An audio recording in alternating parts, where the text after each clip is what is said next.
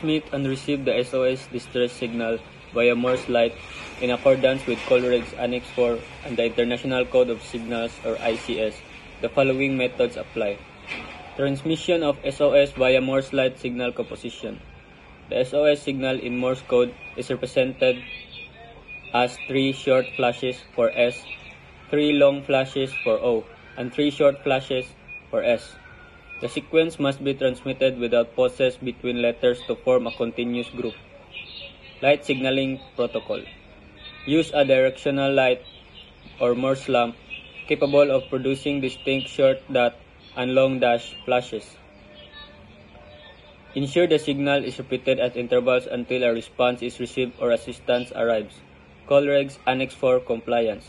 SOS is explicitly listed as a valid distress signal under Annex 4 1D when transmitted via any signaling method including Morse light. The signal indicates a vessel is in distress and requires immediate assistance. Reception of SOS via Morse light.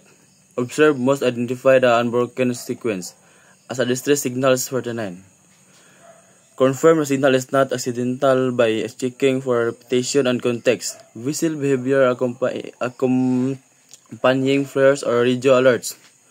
Acknowledge receipt using a visual or radio signal. Flashing a white light 3 times. Initiate rescue protocols and report the distress authorities 710. Prohibition of misuse.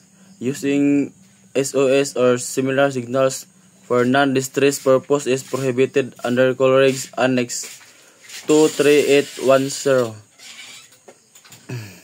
ICS integration. The International Code of Signals reinforces SOS, a universal maritime distress signal. Standards for interoperability across nations 79.